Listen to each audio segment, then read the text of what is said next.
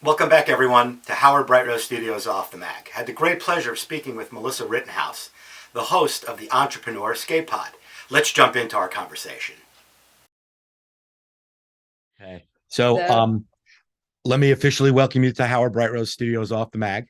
oh yeah, thanks for It's having me. This is my place where I interview artists and people who I think are interesting. I've been following you pretty closely. I know that you're a podcaster because I listen to your podcast all the time. And then you'll explain to me what a UGC creator is, Oh please. yeah, And for um sure. and I know that you are an entrepreneur and you try to teach people, entrepreneurial practice through your website, which I think is very cool. Yeah. So I'm just going to ask you a couple of questions and then you can help me. So the first one is, what is official, like what is UGC? Because to me, I'm still not really getting it.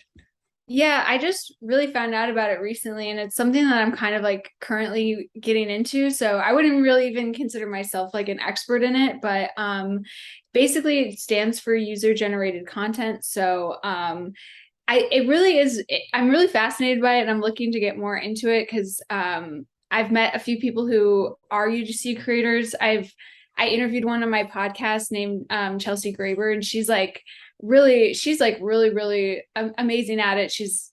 I went on a content trip with her recently to Joshua Tree because she does a lot of work as like a UGC travel creator, creating content for like different Airbnbs. So she like reaches out to them, creates content that they could use to put on. A lot of times, if they have a website in addition to like being on Airbnb, or they have some Airbnbs use social media to like promote their stay. So she's getting more into the travel niche as well. But essentially, it's almost like a new way of advertising in a way where it's you have creators are just kind of like everyday people like creating content for your brand and your business, and you could use it for your own social media profiles just as regular content, or you can use it in advertising. So if you want to mostly like social media advertising for like TikTok, Instagram, Facebook, things like that. But yeah, it's really cool. And I think there's a lot of different ways you could do it. There's like things like you could do travel types of content, or with products you can do like tutorials and things like that.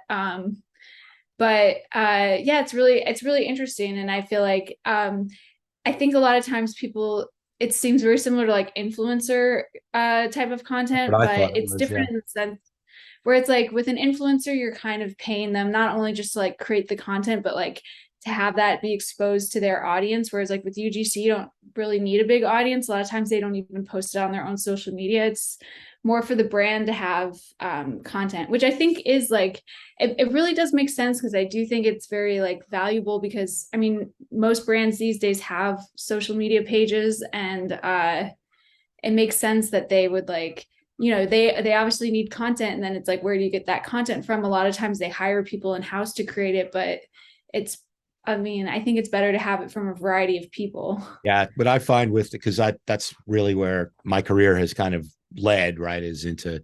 So my career has like spanned the entire gamut of advertising. um the When you get into like the whole social stack, when you look at what people are putting in and what they're, it's always to me like, oh, Melissa and Howard and having an event, right? Then they show 4 pictures of our event and that's it, right? But what is that other than showing, yes, we can have fun at our company, right? It doesn't really show any, it doesn't really show what the company does. It doesn't have any kind of branding to it. It's just, I've been through, and I start a new job tomorrow, and part of it is to work with companies to like show who they are, and and explain a little bit more about them through a little bit more informal, format, whether it's on TikTok or it's in, Instagram, and it's not like, here I went to buy a Halloween candy because, I still live in the same house around the corner from when you grew up. And, Mhm. you know, the, it's not like, what Mars puts on their website, right? Like we sold Yeah. 500,000 candy bars, right? Well, why? Because it's really pretty good chocolate, and people have grown up with it, right? And then there's some really cool historical things about the Mars and the Mars family that never get mentioned that would, make people feel maybe even a little bit warmer and a little bit more fuzzy, so that's where I'm trying to help people build momentum on that side of the business, because I agree with you. And I've listened to, I don't know, you have 20 some odd podcasts. I listened to about 14 or 15 of them. Oh, So, nice. and that seems to be the reoccurring theme, is right, is like, what are we talking about? Like, how can we help? And you know what I mean? And the last one I listened to was with the gal who does she like secondhand clothes, right? And Yeah. Laura. Lauren somebody, right? And Yeah. I thought it was really very, and and then I hit her website, I hit her Instagram, and she like reached back out like 8 minutes later just to, how did you find out about me, and fill in the blanks. And I guess she does some art that she uses reclaimed stuff, and her stuff is beautiful. And what a concept, right? Where Yeah. you and I, or I know I have, would go to like Goodwill or to a thrift shop and do that out of necessity, right? It's now she's made it a fashion trend, which I think is really a very cool thing, so so tell me about your podcast, like how you, like, not, you don't have to nut and bolt it, but like you have really cool guests. I also listened to one the other day with it was a two guys and a gal, and they were talking about Code Vegas. And then, if you can, tell me how Las Vegas became this like creator hub in the United States, right? I understand that the weather is nice kind of all the time, right? And it's warm, Yeah. and it's not prone to very many, except like when you had that tidal rain, a couple of months ago. It's not prone to, earth, catastrophic weather events, right? So, like, take me through your podcast, because the Entrepreneur Escape Pod is very interesting. I dig the name. Took me a couple of minutes to figure out how to get it out of me, and Oh, not stumble over yeah. words. But and then talk to me about like the evolution of Vegas as a creators hub. Sure. Yeah, my podcast, Entrepreneur Escape Hub or Escape Pod, sorry. I sort of came up with the idea earlier this year because I mean, I've always been like a big podcast listener and a big podcast fan. And I've always, wanted to do something, start have my own podcast just for like, just the sake of like, I want to talk to interesting people. And I thought it'd be a fun thing to do, but for a while I could never really figure out like what I wanted to have how I wanted to sort of pitch it or like package it, because when it's I'm not like a public figure or anything, so to be like, oh, it's just going to be me talking to people, it's like I felt like I had to have some sort of like theme behind it. And I guess like earlier this year I sort of thought about doing it around entrepreneurship, because that's something that always interested me. And also too, like I felt like I had personally met and known a lot of people like recently who were entrepreneurs kind of, but in maybe a way that wasn't super obvious. They weren't like necessarily people that had like big businesses or like storefronts, but they were people who had online businesses or who had like service-based businesses or did things like, like I knew a lot of like personal trainers out in Vegas too. And I thought like, oh, being a personal trainer is like kind of in a way being entrepreneurial, because you're getting your own clients. You don't really have a boss. You're making your own schedule, that kind of thing. So I kind of came up with the idea because I thought like, okay, I know a few people I could probably interview right away. And I think it'd be something that's interesting. And maybe my other kind of idea with it too was like, one thing I sort of felt like a few years ago, because I've kind of like, I've done, things as an entrepreneur, like had businesses before, but I've also like worked regular jobs. And when I would apply for like more kind of corporate jobs, I'd always feel like sort of, I don't know, like I'm like, oh, I don't feel like I'm what they're looking for. I don't know. Like I couldn't really feel like, I didn't really always feel like I fit into like to that. And so I sort of wanted to have the podcast be a way that maybe other people, particularly like younger people who maybe didn't go to college, didn't have a degree, and didn't feel like they would fit in with like the corporate world, could feel like there was some way that they could sort of maybe either generate income, start their own business, or just do something that could show their skills in a way that maybe isn't super obvious, like, and maybe feel like there's more than just like, oh, I could, get a degree and go the corporate route, or I'm just going to be like at a dead end, job.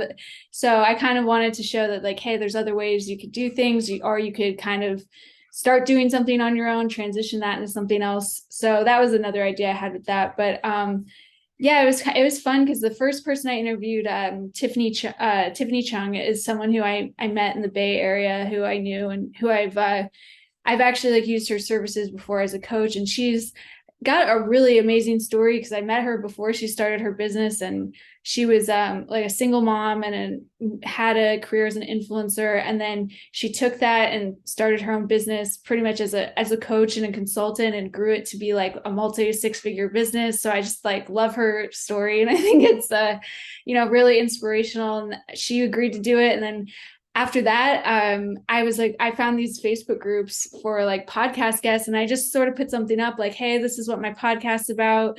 I'm looking for guests. If you think you'd be a good fit, let me know. And I got like so many responses from people. I was really surprised. And so, that's one thing I kind of learned from starting it that I didn't expect, because I really thought it would be hard to find guests at first, like, especially since like, it's a new show, I'm building an audience. But if anyone out there is looking to do, a podcast or a show where you interview people, I mean, definitely utilize Facebook groups. I think you can meet a lot of really interesting people that way. That's how I got in touch with Laura and a few other people. And yeah, I was always just like I would get messages from people, and they were all really interesting and had cool stories. And I set up the interviews, and then with some people, like the Code for Vegas, they Dan, the guy who runs that, actually reached out to me. So that's another thing too, because just like I think he found me on LinkedIn, so it's like just by posting the podcast, sometimes I get people who reach out to me who I'm like, yeah, like what you're doing, like I definitely want to interview you. And neat when you build your own momentum that way, isn't it? Yeah, it's really awesome. And then and some people I've just kind of met out and about in Vegas, or either they reach out to me, or I meet them out, or sometimes I find them and I just message them. Like that's how I met Chelsea. I found her on Twitter, and I was just like responding to her tweets, and then I saw she lived in Vegas, and then I reached out. I'm like, oh, would you be on my podcast? And she said yes, and I was like, oh, cool. So is that the makeup gal? No, she's the UGC creator. So Gotcha. the makeup gal, Heather Mariana, she actually, that was kind of funny because how that happened, because I think we were in a Facebook group for people from Vegas, for Vegas girls. And she posted something in that group about how she was going to be speaking at a trade show for like white labeling. And it was going to be free. So if anyone wanted to come see her speak at the trade show, just like leave her message. And I was like, yeah, this like sounds really cool. I'd be interested in going. And then I sent her a message, and then I think we just started talking, and I can't remember if I told her I think I was like, oh, I have a podcast, and she's like, oh, do you need guests? Like, I'll come on. And I was like, yeah, that'd be cool. That'd be great. Awesome. Because she's quite a powerhouse, that gal. Yeah, I know. And then I saw her speak. I mean, she was like one of my first guests, and then I remember I didn't really know who she was, and then I went to go see her speak, and then I heard her talk about her business, and I was like, oh my gosh, like I'm like almost nervous. Like I was like nervous after that. I was like, I gotta like, well, she was the first one I interviewed at the studio I go to sometimes, because I was like, I need a studio and I need to like make sure this goes like well, because I mean, I was just really impressed by everything that, she's done. And I've met too some of the people who have businesses kind of like alongside her, and it's like, I don't know, I think what she does is so cool. And then it's really like I think it's a great opportunity too for other people who are interested in getting in makeup. She does a lot to help people as well. So yeah, no, she said that she did a lot of coaching, and I understand that you do some too. It's always like, I've been in the creative industry my entire life, and the best part of it is when I'm able to like share what I know and help somebody along. And I look at a lot, I still do it now. I look at a lot of portfolios. I belong to a photo group that contains people from all over the world, and they're always asking for advice. And it's not just like superficial, hey, this is junk or anything like that. They elicit like in-depth critique and stuff like that. So it's I really like that part of my career. I really like that as well. And I think that if you don't give back, there's no way. And I think that she said this: if you don't give back, there's no way to build the business, right? There's no way to keep the business perpetuating itself, because where are you going to start, right? You have to help, and having somebody just give you a little shove sometimes is all you need. Yeah, and I mean her story is really interesting too, because she started just like kind of building everything in her house, like in her kitchen, and then found the actual factory space. And I think a lot of what her motivation is like, when she was doing this like 10 years ago, there wasn't as much of like I guess you could say like a roadmap for how to do it. And so she wants to be that for other people, to say like, I remember like when I heard her speak too, just talking about the things that some people she's worked with, like when they do manufacturing, the kind of things that the problems you run into, where it's like, if you've never created a product, like you don't even know to look out for that. And, things just like products being made with ingredients you don't know about, or like factories kind of not, things like if they don't send you pictures, if they don't do this, like those are red flags. But if you're not someone who's like really in that industry, you don't always know that. And so but yeah, with coaching, I don't really work as a coach now, but I've done a little bit of it in the past. But I know a lot of people who are coaches, and they're very passionate about it. And I think like Tiffany is probably like the biggest one that I know, and I know she's really passionate about it. And I think it's like I said, I think she just has like a story that's really inspirational, and she really is there to be that support for people, because I feel like that's something that, especially when you do an online business, or with her, like she worked as she had a career as an influencer, kind of a business that's not very traditional. A lot of times people don't understand it, and they can kind of be discouraging in a way. So it's good to have someone there who at least has like been there or understands it, or you don't seem crazy. Someone who's there to like help support you as well. No, it's neat. So tell me how did Vegas go from being like Sin City to attracting young people like yourself to come and, be creators and start up these startups and and that kind of thing? Yeah, it's really interesting, because I feel like it's changed a lot in just a short amount of time. I lived here for a little while in 2016, but then ended up moving back to California, and then kind of still kept in touch with people who were out here, and then was out here visiting a lot in 2019 and then 2020, but then didn't like officially move until 2020. But I kind of, over that period, even from like 2016 till now, it's like there's just so many things that have been built in the city, and like like the football stadium's new. I mean, there's just a lot of like, I just feel like the whole city, you could tell, is like kind of like getting more it's like building out more, and it's just really like kind of changing for the better in a lot of ways, and you can kind of see that. But I think in terms of like attracting creative people and entrepreneurs, from what I was also going to an event that I found through Code for Vegas called like Tech Alley, which is like a kind of a event that happens like once a month in Vegas, where it's a lot of people in tech. They get together. It's a networking event, and they have also have like lectures and things like that. But I was talking to some people there who had moved there around 2020 as well, and a lot of them from places like California. And I think what it is a few things. Is like I think a lot of people come here from like maybe other bigger cities, because I feel like it's cheaper to live out here. It's kind of cheaper to run a business out here than it is in California, or maybe like, I've never done it in New York, but or New York is a big city like that. And I think also too, people feel like, I was talking to one guy who has like kind of a business dealing with like electric car charging stations, and he was doing it in California for a while, but then he's like, with his business, he was trying to work more with like people within the government. And same thing with Code for Vegas. They mentioned they work with people in the local government too. But he was saying in California, it's just really hard to like actually get people to meet with you or even want to like get on board with what you're doing. But here it's like very easy to meet with people. And a lot of times Code for Vegas was saying the people in the city are like really open to the ideas from entrepreneurs. So I think that's maybe one thing that attracts people is they feel like it's just kind of easier to get things done, or it's like easy to talk to people about their ideas. I think also too with like younger people or younger creatives,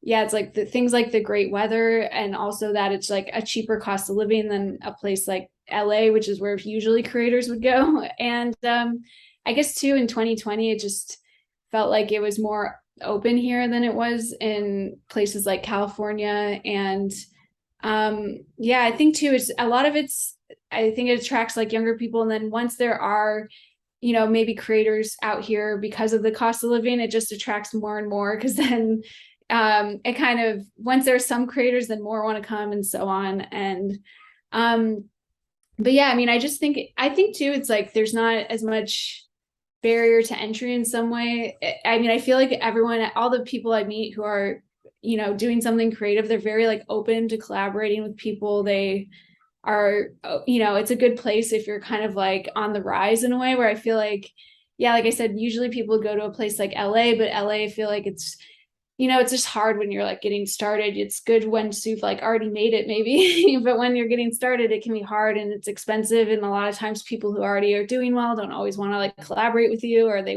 there's kind of this like vibe of like, oh, well, what's in it for me? And you have to like, prove yourself to people more, where it's like, I feel like here people are just more willing to like work together.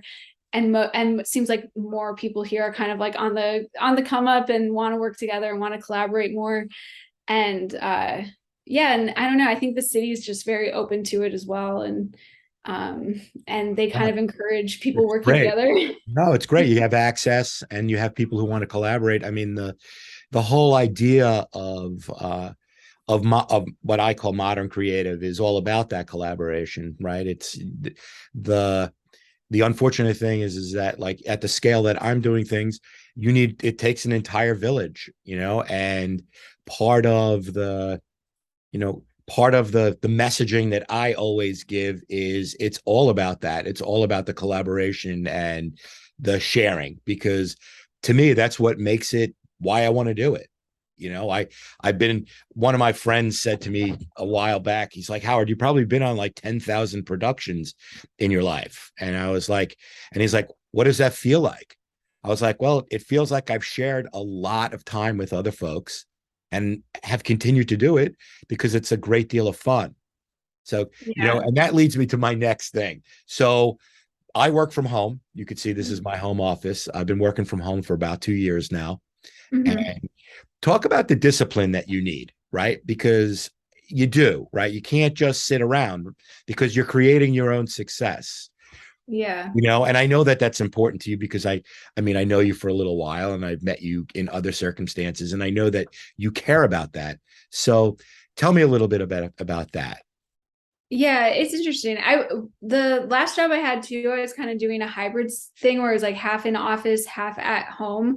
And I prefer just doing from home. The office is nice if you want like to get to know coworkers a little bit better, but I think too, like, I don't know, when I was in that position, I felt like it was the motivation was just the clients. There was just a lot of demand in that sense. So I didn't, and everything I did for that job was all on the computer anyway. So I didn't really need to like be in the office to have meetings with people or collaborate as much. So with that, it was more like just wanting to get the work done and collaborating when you're and just having having to have things done for clients at a certain time. And I kind of liked being at home because it's like things like commuting, I felt like did sort of slow me down in a way, because I'm like someone who I'd always like want to go work out before I went to the office, and sometimes like I wouldn't, I'd be a little late because I was going to work out and then had to come back and then drive there. So I felt like having, being at home kind of actually made things go a little faster because I didn't have to commute or anything like that. But I mean, when you work for yourself, it's very different. I think it's just like, I mean, I think the hardest thing too is just kind of like generating momentum especially at first, because it's like, I mean, now even with I'm trying to like get into, building like a portfolio for UGC and getting more clients that way. And it's like, it's always like, I feel like the first, it's always hardest at first because it's like you don't, you have to get the things to like show people like are like building an audience. Like you have to, it's always hardest at first because you're kind of like starting from nothing, and then you have to like build from that. And then once you have more momentum, it gets a little easier because you kind of have, then you start to have things you can show people. But yeah, it's, I don't know if I'm like the perfect person with discipline, but yeah, you do have to have discipline. I think you just have to, I think it also helps to just see like a kind of like a path forward, because I feel like the times where I felt like the most, like, I guess you could say like not disciplined or like not wanting to do things is like when I felt like I couldn't really figure out like, how to get to the next step, because then you're just kind of, you don't feel as motivated because you just feel like, well, if I, what do I even need to do to get to like the next step, or like, if I do this, will it even make a difference, and so on. And I think if you feel like once you kind of see how to get there, you're like, okay, I just need to do X, Y, and Z, and then put it out there. And then, and then you kind of, and then after that, it's just, hopefully getting more and more people to say yes, and then building from there. And then, I mean, I think with the most successful people I know, it just gets to a point where like they have, more people like reaching out to them, or like more jobs than they can like actually feasibly take on. So I think it's just all about like trying to stay focused when you're like building that momentum and getting to that point, because that's always like the hardest. Or it's also too, and feeling like sometimes when you do put in the hard work and you don't feel like you see results, that could be like another thing. But I guess sometimes you just have to like keep moving forward. Here, I could just tell you in my, so for a while I was out of the industry, right? Mhm. And I never gave up. I mean, I was out of the industry for like 6 years, and but I kept my chops. I, kept designing, I kept shooting, I kept doing all the things that keep me in the game. And then Mhm. finally, I hate to say it, COVID happened, and I got a job as a consultant for a very, very big company. And it was 90 days of, reconnecting and refinding that relevance, not just to the marketplace, but to myself, and then you kind of bet on yourself. So I bet on myself, Yeah. and I got another job, and then that kind of ended in July. And now tomorrow I start a job as the VP creative of a really nice mid-size agency. But it was like, and people ask me, so how did you do it? It's all about keeping your own momentum, right? You keep yourself in the game, right? LinkedIn, Facebook. I post every Tuesday, except today I posted because I posted a Halloween picture, but I post on Instagram, I post on, and it's just, you got to keep your own momentum. Right. And then Yeah. I found that I have to be disciplined, right? I got to wake up 7 o'clock. I have to have my coffee, got to work out, got to sit at my desk, do my emails, right? And then back when I was looking for a job, that's a full-time job. So, Mhm. and then I found myself, I was like, I follow you, and I followed some people like you. And I was like, wow, Melissa's doing this really cool thing. Got to have her on my channel, because I don't know what this new job is going to be. So, I wanted to make sure that I got it done prior to starting, you know, Yeah. and I say that to everybody, that here, I'm a 60-year-old guy who was able to refine his career at 60 years old. Right. Yeah. And that's not it. People think you're just an old guy, right? They have no idea that you have 30 years experience and you have a lot to share and stuff like that. And I was very like the job that I have now, I was very, very, like, when they told me that they were making me an offer, it like I it was an amazing feeling. That's you know what I mean? So I really Yeah. I get it, right? Keeping your own momentum is a very difficult thing. So Yeah, totally. Uh, But yeah, I mean, to your point though, like we were saying earlier, it's like I think the advantage of, like being like you were saying, people just see you as like an old guy, which like I think is silly because it's like, I mean, you've really seen, especially with something like advertising or film, like a huge like shift. I mean, to because like I mean, I talk to mostly younger people, but it's like to work in advertising like pre-internet, it's like that's like, oh, you really like understand the perspective that I was pre-digital, right?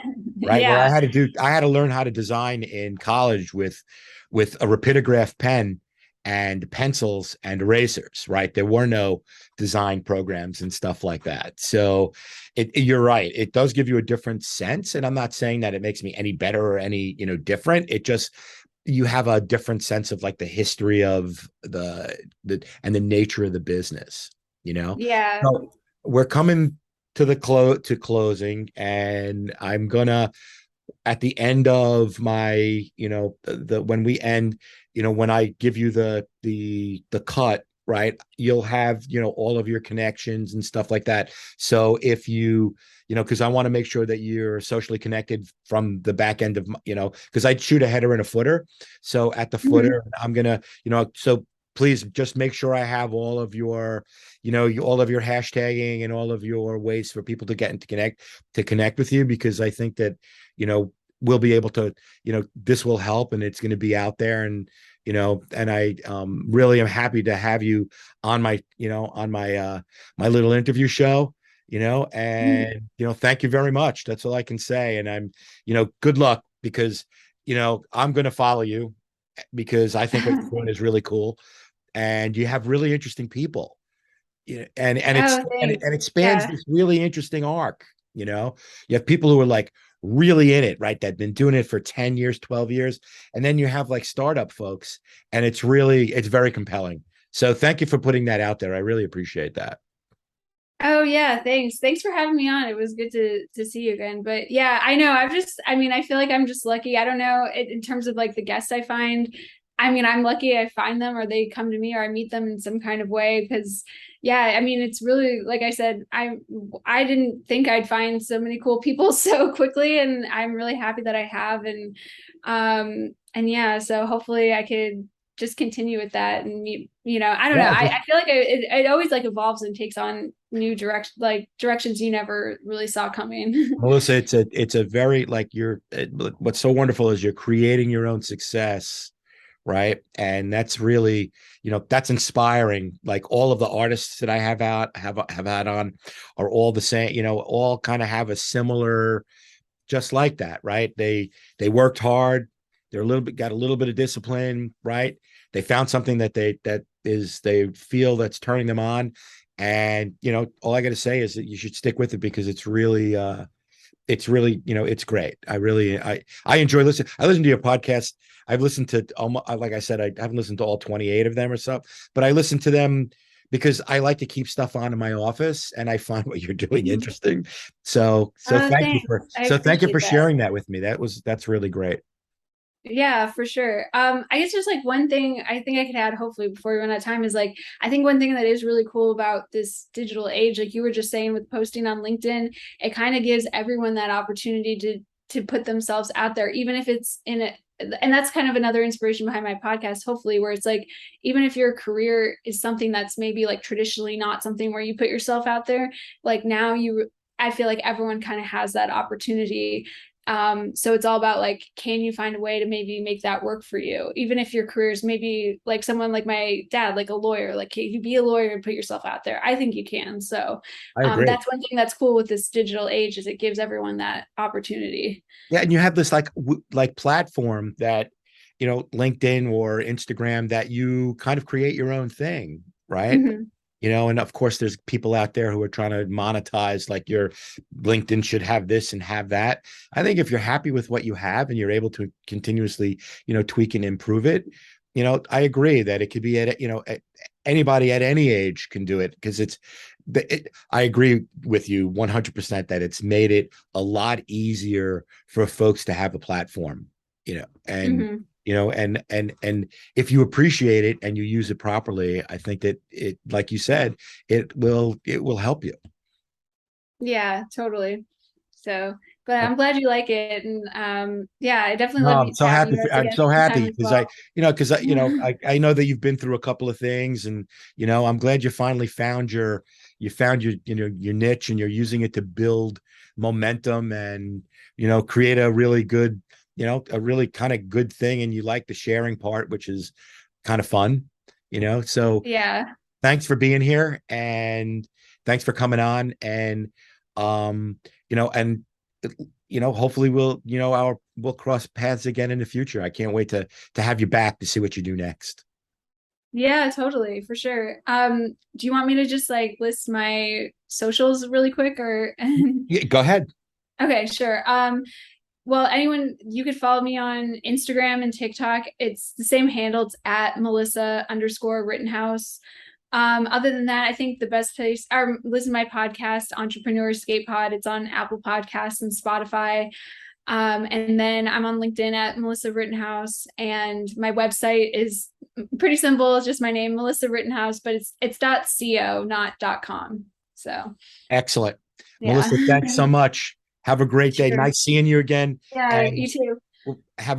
just keep on doing what you're doing. It's really wonderful. Thanks. Thank you. Thanks. Bye. I'd like to thank Melissa. I'd like to thank you all for watching.